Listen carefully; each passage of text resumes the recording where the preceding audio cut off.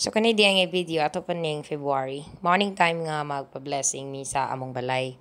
So dugay lang ikayo siya na edit kay busy ka tanan. Natungnan pagid nga na mga problema nga nangabot. So sa gabi diya na amo na sa giandam ang uban nga angay na mo lat-an kay aron pagkabuntag. Dili na sad kami magkasakasa sa kabisi kay ang blessing is alas 11 man sa buntag.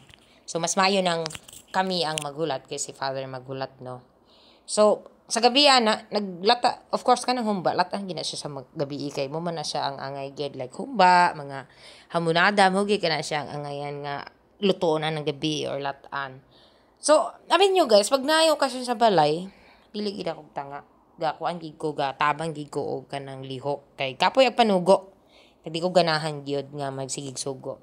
Dayon pagkabuntag na din niabot na si father. So almost 12 kapi ni gina si father niabot kay daghan kay tanan siya giblisingan. So ako ang last nga giblisingan niya. So ubay-ubay sa di ay akong bisita ana, daghan kay kog bisita.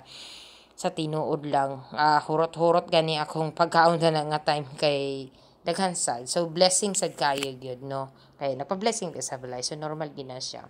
So kanan siya na time isaka na si father sa taas kay mo nang last diha. Ang uban na ni nga video wala na kay nga delete na. Kay man delete na lagi ko mo nang nag-edit ko karon kay akong cellphone murag kanang congratulations. So kay human naman ang blessed the father, so nisaka namin sa taas og na ako'y mga bisita nga mga teacher gikan sa St. Peter. Of course ako mga paborito po nga teachers gikan sa San Isidro National High School. Og salamat kaayo kay nahuman ra gid dana nga time nahuman ra ang blessing sa among balay. Bless gid kay tanan og daghang kayong salamat sa mga nianhi sa amo nga blessing. Hantod sa sunod na ko nga video. Salamat sa pagtanaw. God bless.